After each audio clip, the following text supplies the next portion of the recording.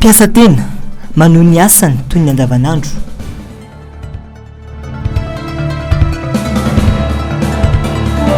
Ireme ambom-piaonan'ireo syndicat ny mpiasa malagasy.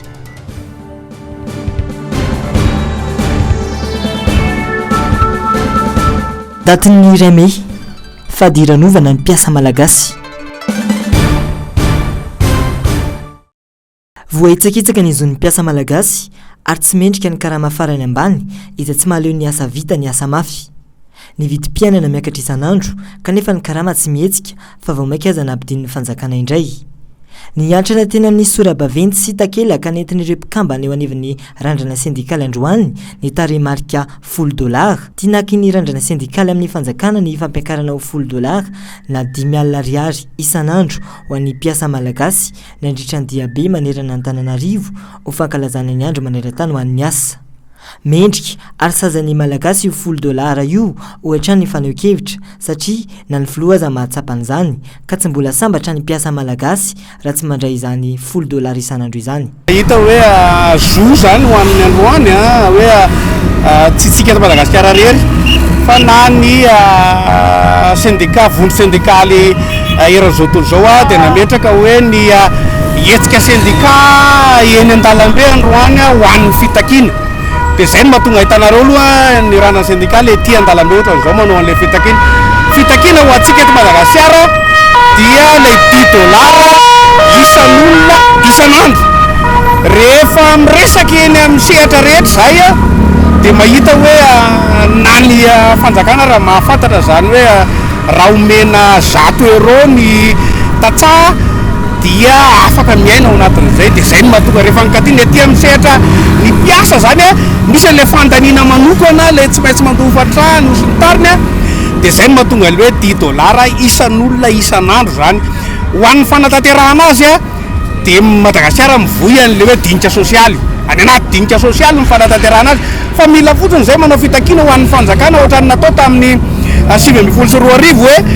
roetsy ny karama farany ambany tamin'ny 2024 dia mialina roetsy ny karama farany ambany dia mianga an'izay kabary zany zay androany avy amin'ny fanjakana hoe $10 isan'olona isan'andro ny karama ho an'ny mpiasa eto Madagasikara raha ohatra ka tia-pandroso ny firenena. Fa raha koatr'izay zany dia mbola tsy hereo ny mpiasa malagasy sarotra be ny hoan'ny fandrosoana raha ohatra ka tsy mahazo an'izay ny tena ilaina ho an'ny fahafahana manao ny asa vokatra sy manao ny fampandrosoana zay. Vao ny randrana sindikaly efa fantatsika rehetrarehetra fa matoa zany napetraka eo hoe tia ilay fitakiana dia ohatra ny fitakiana rehetra zany tsy afaka ho ajarina mihitsy ny fitakiana satria ny randrana sindikaly efa fantatry ny rehetra ihany koa fa miara-miaina mpiasa isan'andro amanjato ny mpiasa mifamezivezy mitondra an'izay fitarainan'izay ary mahita daholo ny rehetrarehetra hoe izay $10 zay no mendrika ho an'ny mpiasa malagasy. Mbola lavitra ny tolona ho an'ny syndicat raha nambaran'ny filohan'ny solidarité des syndicats de Madagascar satria na ny fiahiana ara-tsosialy aza tsy misy ho an'ny ankamaroan'ireo mpiasa malagasy. Eo ihany koa ny atsonjay mahazo ny mpiasa anaty syndicat sy ny tsy fihainoan'ny fanjakana azy ireo. Ny tsy mpianeky zo andriana vala ihany koa ny mahandro tsy fiasan'ny androany afa-tsy ireo mpanao asa ho an'ny vahoaka ary tokony tsy hisy orinasa misokatra araka izany amin'ny mahandro tsy fiasana fandraisan-karamany androany. Amin'ny fanatanterahana an'ilay asa kanefany tsy fiasana dia fantatritsika tsara fa ny 1er mai des jours fériés chômés obligatoirement izany hoe tsy misy mahazo mivoa ny toeram-piasana rehetrarehetra afa-tsy zay manao ny service public ihany. Ary efa nisy tany dia voasazo mihitsy mandola amandy. Eto amintsika nefa aiza raha mahay miara-miasa ny fanjakana sy ny syndicat manome asina n'izay hoe tontolon'ny asa izay tsy ohatr'izao ary tsy ohatry ny anaovan'ny vahiny an'ireo mpiasa any amin'izao ny France ireo mahazo ny mpiasa any amin'izao ny France fa mba mety miova ilay izy rehefa mahazo tombony ara-toekarena ara-ketra kanefany mbola manitsakitsaka n'ilay zo fototra maha-olona sy ny mampiasa ihany koa. Zany no mampalahelo eto Madagasikara ka mbola lavitra ny tolona ataon'ny syndicat satria araka ilay nyteneniko teo mbola mitolona izahay ny amin'ny fahafahana, mbola mitolona izahay ny amin'ny karamamendrika, mbola mitolona ihany koa izahay ny amin'ny antso-jay sy ny tsy fanarahan-dalàna izay ataon'ny mpampiasa amin'izao fotoana izao. Nanao nevy ihany koa ny teo aneviny syndicat UGTM fa atao tsindry azo lena ny mpiasa malagasy noho ny tsy fahafantaran'ny sasany amin'ireo mpiasa ny fampiarana ny zony. Mangataka amin'ny fanjakana ihany koa ity syndicat ity ny tsy hanomezana fahazon-dalana ho an'ny orinasa iasa amin'ny andro tsy fiasana toy izao. Lalàna fa tsy ho atao tsindry azo lena foana ny mpiasa satria hoe mahantra tany mahantra ve tsika dia ho atao an'izay tsindry azo lena izay ny mpiasa mitodika ihany koa amintsika mpiasa satria matetika dia tsika mpiasa mihitsy tsy mahafantatra ny zotsika hany ka lasa tsy afaka misitraka an'izay zotsika andao ry mpiasa andao tsika izaka an'izay zoatsika izay satria lasa tena efa ataon'ny mpampiasa tsindry azo lena tsika noho tsy fampiaratsika an'izay zo sy tombotsoa ananatsika izay fa tsy hoe atsika eto Madagasikara irery ihany kanefa dia mbola tereny ireo mpiasa ireo ary mitodika ihany koa izahay izany ho an'ny fanjakana hoe mba tokony kosa rea andro iraisam-pirenena ho an'ny mpiasa io mba takinay izany mba tsy hanomezana autorisation ho an'ny orinasa amin'ny fotoana androny premier mai ohatran'izao fa mampalahelo ny mpiasa lasa tsy afaka mampiseho ny zoany izy lasa tsy afaka misitraka ny zoany izy.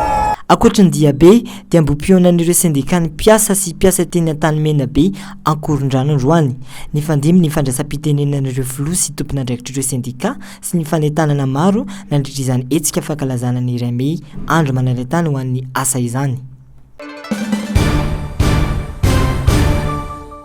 Feno 7 taona androany ny datin'ny iray Mey andro raisam-pirenena ho an'ny asa. Sainka mankalaza izany avokoa ny firenena maneran-tany. Raha ho an'ny Madagasikara dia tsy misy ankiny makany amin'ireo mpiasa malagasy ny tolo izay natao hatramin'izay. Fa nandevozana amin'ny endriny vaovao aza ny anan'ny mpiasa malagasy raha ny faneho-kevitra. Mbola voahitsakitsaka ny zon'ny mpiasa indrindra eo amin'ny lafin'ny karama izay tsy sazan'ny mpiasa malagasy intsony amin'izao vidangana vidim-piainana izao. Anisan'ny tolona mbola ataony eo aneviny Fils et Marie ny ampakarana izany. Ankoatra izay, mitaiky ihany koa izy ireo ny anatsarana ny fisamborana sy fandroana ireo mpiasa tsy ara-drariny izay tsy misy antony mazava. Ary indrindra miantso ny fanjakana sy ny mpampiasa ary ny mpiasa ny Fils et Marie sy ny fifampiresahana ireo telotonto ireo. Ny tolona aloha zany hatreto tsy mbola misy akony any atokantrano ny mpiasa malagasy ny tolona natao hatr'izay. Androany tokoa ohatra dia andro maneran-tany ho an'ny fetiny asa zany hoe feno 7 taona noho nisiny voalohany volana Mey. Zany hoe zany anisy fitakinana nataon'ny mpiasa amerikana tamin'izany fotoana zany. Araky ny fomba fanao Fils et Marie isan-taona dia mitondra sonomobile foana fa tamin'ity taona 2024 ity zany zay dia nisafidy ny tsy hitondra an'izay satria lalovandraona ny fankalazany Fils et Marie voalohany volana Mey tamin'ity taona ity satria misy mpiasa solitena syndikaly anankiroa miasa amin'ny orinasa SMMC Tomasina no nampidirina ponja Vondrombaika tamin'ny 17 April lasa teo. Misy candidat anankiray ihany koa candidat délégué de personnel Ndroasina zay aperinasa izy nasaina nakany amin'ny direction ressources humaines rehefa tonga tany tonga dia taratasy fandroana. Zany hoe ny fitakina zany amin'ity taona ity dia zaraintsika anankitelo mazava. Voalohany tokony hisitraka an'izany hoe asa mendrika karama mahavelona ny mpiasa malagasy. Faharoa oka zay ny fahamadiana ny raha syndicat na ny revendication syndicale ho raha ady heloka. Oka zay ny fandroana tsy ara-drariny tsy ara-dalàna atao amin'ny mpiasa malagasy. Dia fahatelo farany zany dia miantso ny telotota ny fanjakana ny mpampiasa ny mpiasa mba hidinika ny databatra boribory hijerena ny hoavy ny mpiasa malagasy fa latsaka akaterena ny fiainan'ny mpiasa malagasy. Tsy vita nefa miasa mafy ny mpiasa malagasy tsy vita nefa andevozina amin'ny endriny vaovao ny mpiasa malagasy fa mbola fonjaina ihany koa mbola roasina amin'ny tsy ara-drariny ihany koa rehefa manao izay fitakina ara-syndikaly zay. Tsy mahampitsony amin'ny fiainana andavanandro ny karama fototra na ny salaire de base eto Madagasikara raha ny fanazavan'ny Jean Raphaël, secrétaire général ny Fils et Marie. Mangataka izy ireo ny ampiakarana izany ho ray tapitrisa ariary ny karama farany ambany ho an'ny mpiasa malagasy. Ne noko fa tsy ny Fils et Marie no ampianatra ny rehetrarehetra ka manao manaona zany hoe karaha mavelona zany hoe raha tika miainga budget ty fa hoe ohatringa ny filana andavanandro ny tokantrano anankiray misy olona firy anatiny de manahoana le vidim-piainana andavanandro de zay maritana ny karaha mifarany ambany rehefa ataotsika zay zay araka ny statistique navoaka ny Instat zany eo amin'ny olona 5 ny tokantrano anankiray de raha ataotsika zany nikajy a farafaratsiny de any amin'ny 1 million d'ariary no tokony karama farany base ndray tsatsika eto tsika tsy miresaka accessoire fa ny karama fototra satria ny karama fototra no tokony velomana fa tsy lay orambony apanga fa tsy lay hoe solpré fa tsy lay hoe solsakafo fa ilay karama fototra zany hoe zany raha tsy mbola tratratsika zay de mbola marisarisa ny piasa de mbola any anatora-piasana na eny andalana ny karama mampiasa malagasy de lany ny tanjona nefa ny hoe mba piasa afaka miary zany hoe raha miasa anao 7 andro ray volana tena iasanao de mba mahatody an'izay ny karamanao fa ny tena idéal zany rehefa miasa anao anatin'ny ray volana de mba afaka miary anao afaka manao trano anao afaka mividy fiara anao zay ny fanirina fa ny eto amintsika zany eny andalana neny anivon'ny toeram-piasana de mizarakatatra izy mpanakanto zay ny karaha mampiasa malagasy akoatra izay mitaka ny fitsarana madio ihany koa ny teo anivon'ny Fisemary taorina ny nanesorana ny trano foibe amin'izy ireo tamin'ity taona ity efa nanomboka ny 770 ny Fisemary no niasa tao kanefa lasa ny orinasa tsy miankina izany tsy rariny loatra ho azy ireo ny fangalana ny trano foibe satria io trano fiasana io no iveloman'izy ireo efa ntaonany maro raha ny fanazavana ihany evo tento ihany le izy fa ny tiako marina de le daty nangalana an'le izy Fisemary aloha de 770 io trano io tompoko de trano mafy be satria trano fanomezana avy amin'ny Alemana sy Rosiana nanaovana anazy ary beton be mizarany taimbavy raha piso de mialo eo Fisemary fa ray volana mbola tsy voasimba mihitsy le trano fanamarina an'izay nananjerena asa nananteana ny trano de tamin'ny 5 zay tena tampoko raha tena izy mba tokony misy fambandrenesana fandroa andro melo fotsiny de tamin'isy avy eo any apitsy vo maraina mikikika amin'ny 5 de tonga mimpandrava trano ary ny tena mampalahelo de mivaky Fisemary tompoko tao daholo ny historique zany tsy manana trony zay potika tena ma historique anay de zay zany no mahatonga anay hoe nahazonay amin'ny ara-dalàna ny fampiasana ny trano io na angataka izahay amindrana amin'ny anarana Fisemary io tany io intelo fa tsy misy valiny ary ny fanefa nangataka ihany zay fa kory ny agaganay titre amin'ny anarany mpanankarena lasa tompony io foibe io ka mangataka izay fitsarana madio aradrariny anjakany rariny sietsiny satria raha ny tena izy public amin'ny syndicat Fisemary tsy tokony omena olona privé fa tokony public ihany koa nampiasaina azy fa nahoana re satria ve vola miteny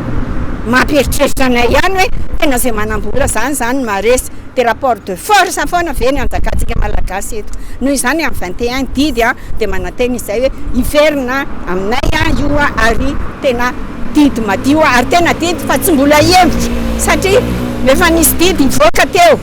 de nolazaina indray fa tsy avoaka fa mandeha ambaratonga trany voalohany satria tsy mahefa ny fitsarana raha ny fanamafisana moa dia efa intelo ny teo anivon'ny Fisemary no nanao fangatahana ny amerenana ny trano foibe ho amin'ny anaran'izy ireo saingy ny emitra foana izany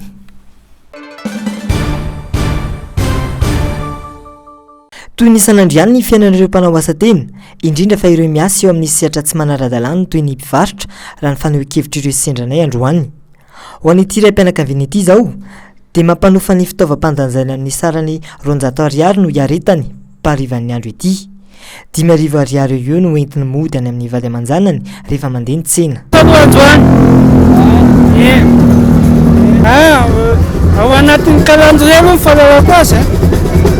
dia fa tsy hoe fetiaza-baky telo le izy dia ina natao anatin'izany fetiasa zany ka efa tsy amin'izay efa nisy foanaka mandanja mandehandeha dia mitsapatanso eo efa tsena ve na sehatra tamin'ny hoe asa fandanjana io aonao zanao efa ela efa nanao an'io asa io mbola tsy miasa tamin'ny olona mihitsy hatramin'izay efa niasa dia natony hoe misafidy manokana nanao an'ity asa fadajany ity a mandeha zany hoe niasako zany teo aloha nanao maçon azonao taotra ny tsy vitako tsomba reraka dia miketrika zany hoe inona indray zany no atao dia lasa manao an'izao indray aloha ana ihany ka manana mandevy izy velona mba mahazo ihany aloha mba mahazo 5,000 9,000 ohatr'izay ao anatin'ray andro ronjato sose misafidy ny ano ny asa fivelomany ihany koa ny sasany satria ny hoanina androany tadiavina rahampitso ka tsy dia taitra loatra ny amin'izany fety ny asa izany ity renim-pianakaviana ity dia naleo ny mivarotra ihany na dia zara na mandeha zany tsena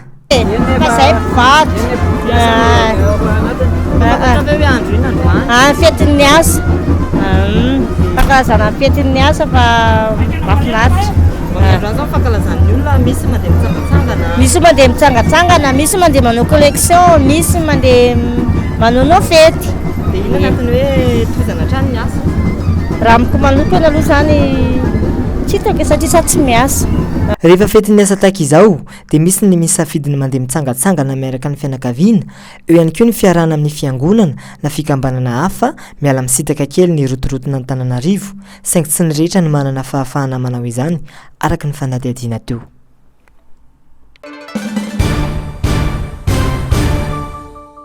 laharana fahatelopolo am'zato amin'ireo firenena 7 am'zato nanaovana fanadihadiana momba ny fahasambarana no misy any Madagasikara araka ny tatitra navoaka ny World Happiness Report teo ambany fiahin'ny firenena mikambana tamin'ity taona 2024 ity mikasika ny lisitr' ireo firenena sambatra eran-tany mifanohitra tanteraka tamin'ny filaharana iraisam-pirenena io anefa ny valitenin'ny mpitondra malagasy nanoloana ny mpanao gazety ny TV5 Monde Afrique nambara ny fahasambatra ny malagasy indrindra ireo tantsaha raha mandray €100 isam-bolana teny tsy voahevitra ny an'ny filoha hoy Clémence Sararnirina raha naneho ny heviny momba ny valiteny iny tsy ampy izany €100 na 10 ariary raha oharina amin'ny fidagana ny vidim-piainana misy ankehitriny izany angamba fa ny réaction an'ny olona ny anatin'ny tambazotra tserasera dia malaza ny zavatra tiany maro resahana momba ny resahan'ny président Rajoelina ny zavatra ny teneniny dia hoe faly ny malagasy mahantra fa faly ary €100 dia mahavelona zany ny €100 dia tsika samy mahita angambany maro no ataontsika hoe mandray manodididina n'izany €100 zany fa za miteny aminao fa be dia be amin'ny olona mandray isam-bolana €100 zany no bokatrosa amin'izao tsika miteny zao tena hoe bokatrosa kanefany na ny fahafahanao misitraka trosa ihany koa ary dia efa be dia be koa ny critère apetraka ireo banky madinika na salatsalany ao anatin'izay zany hoe reny teny nataon'ny filoham-pirenena ireny dia teny tsy voahevitra satria tsy adalakory ny any ivelany raha mametraka ny amin'ny hoe ho any andafo any Frantsa fotsiny zao ohatra hoe manodididina ny 700 hatramin'ny €150 ny atao hoe SMIC dia ahoana moa zany ny tenenanao fa €100 eto Madagasikara dia mahavelona sy mahasambatra ary mahafaly tsy possible zany ary tsy lotsika ka le filoham-pirenena zany raha miteny tahaka ireny dia tsotra be le conclusion hoe tsy mahafantatra izy tsy miaina izy an'le iainan'le vahoaka ary tsy miezaka izy mipetraka eo amin'ny toeran'ilay vahoaka malagasy fanesoana sy fanadroadrona ny malagasy kosa ny andraisan'ny olom-pirenena ireny raha ny fanehoan-kevitra ny karama farany ambany eto amintsika aza mbola eo anelanelan'ny 7,3 alina sy roetsy ka hatramin'ny 2,9 alina sy roetsy ny akamaroan'ny malagasy mitrongo vahoamana ary mbola miaina ambany 4,000 ariary isan'andro ho amin'ny atsasa-manila am-pony eto amintsika ankoatr'izay midradradratra koa ny filoha amin'ny resaka fahavitantena ran-tsakafo kanefa mifanohitra tanteraka amin'izany ny politika ny fanjakana amin'ny alalan'ny fanatotorana tambara etseroa ny famitehana ireo masom-bolo malagasy ny falafosan'ny zezika sy ny masom-bolo ny olany fifehezana ny ranto sy ny maro hafa filoham-pirenena reny moa zany dia le raha antsika mahita tsy hay zay natonga sy nanosika azy teny hoe fa amiko reny efa misolo vahoaka satria na iresaka antsika zany €100 zany firy amin'ny malagasy moa minandray raha le €100 fotsiny tsisy migy eto amintsika anie zany tsisy migy eto amintsika koa zany €100 zany firy amin'ny malagasy no mandray an'izany fa na iny ary na dia hoe no détaillé atsikany tsy mahavita amin'ny malagasy anatin'ny ray volana zany ary mbola mipetraka foana le hoe ny anina androany dia davina rapitso raha 100 euro no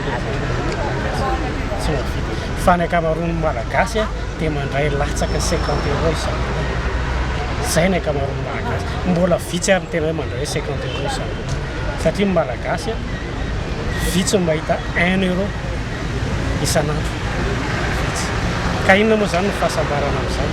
ny fahasambarana amin'izany dia le fitaintainana hoe ahita hohanina ve rapitso sa tsy ahita hohanina zay ve le fahasambaran'le malagasy fa ny zavatra efa hita alohany dia tena mitotongana ny fiaina malagasy ary mitrongo zoomana mijaly mitondra isanandro fijalian'ny malagasy akoatra ny resaka insécurité fa ny resaka sakafo fotsiny ary zany resantsika miditra ao ambavo ny filoha ny fitondrana amin'izao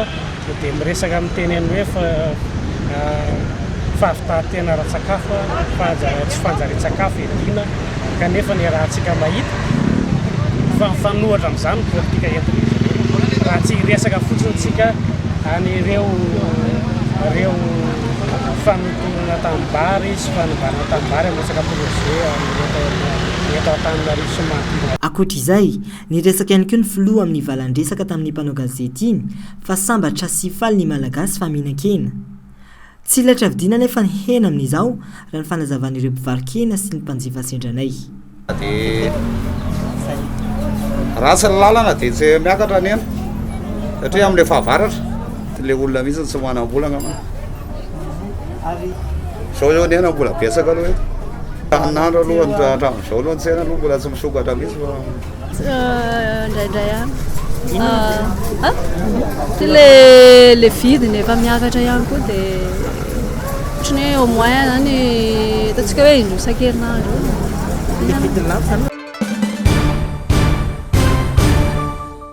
fahombiazana no amezana ireo zatoandro voalohany nitondran'i Donald Trump any États-Unis raha nitaritra nanao ezaka metraka eo amin'ny tantara ho mpampiavana sy tompon-daka amin'ny fifanarana ny tenany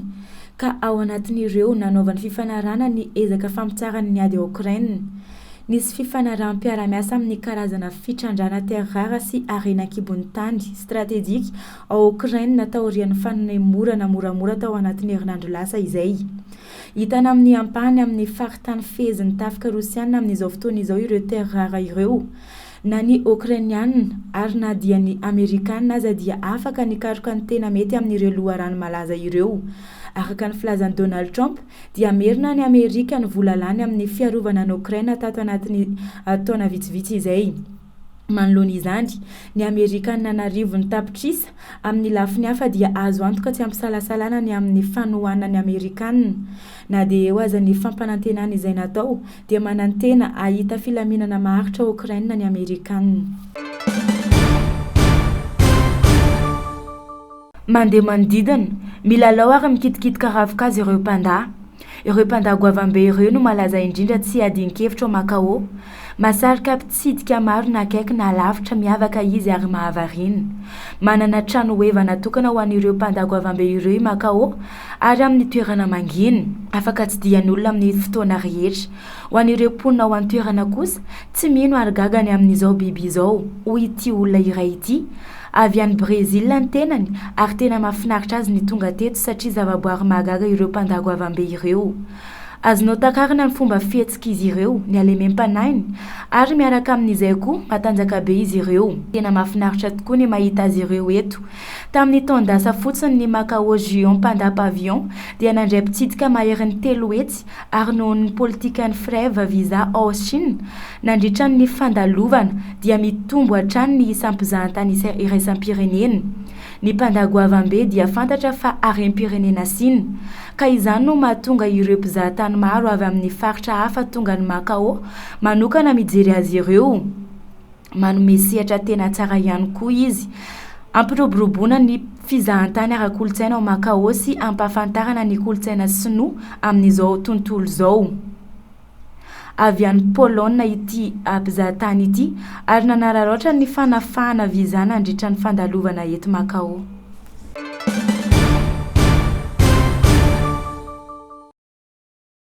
mitombo aingana ny sehatra ny vizahantany ao Uganda araky ny tatitra faran'ny nivoaka. Tamin'ny taona 2024 nitombo 7,7% ny isan'ireo mpizahatany tonga, niakatra ho 2,4 tapitrisa raha oharina tamin'ny taona 2024 izay 2,3 tapitrisa. Ny ankamaroan'ireo mpitsidika dia avy amin'ireo firenena afrikanina, saingy mbola mitana anjara lehibe ihany koa ny avy any États-Unis, Inde ary Chine. Naomby ny ezaka nataony manam-pahefana amin'ny fiarovana ny tontolo iainana. Nitombo ny isan'ny biby, indrindra ny gorille, izay mampalaza ny Uganda. Izany no mahatonga ny mpizahatany liana amin'ny trekking na fitadiavana gorille anaty ala. Na izany aza, mitondra ihany koa ny fitombon'ny fifanereserana amin'ny biby noho ny mety hifindran'ny aretina avy amin'ny olombelona. Mitandrina amin'izany WWF sy ny tompon'andraikitra amin'ny alalan'ny programa mifantoka amin'ny fahasalamana sy ny fiarovana. Manentana ny mpisehatra amin'ny fizahantany ny anitatra sy hanatsara ny fandraharana amin'ity sehatra ity izy ireo. Miantso fampiasam-bola amin'ny varotra sy ny fotodrafitrasa izy ireo, indrindra amin'ny fitaterana mpizahatany. Tamin'ity taona ity, 4,900 amin'ny ari-karena anatiny no nentin'ny fizahantany. Mikasa ny hanamafy ny fizahantany ara-kolontsaina sy maharitra ny governemanta mba hahazoana fidiram-bola bebe kokoa.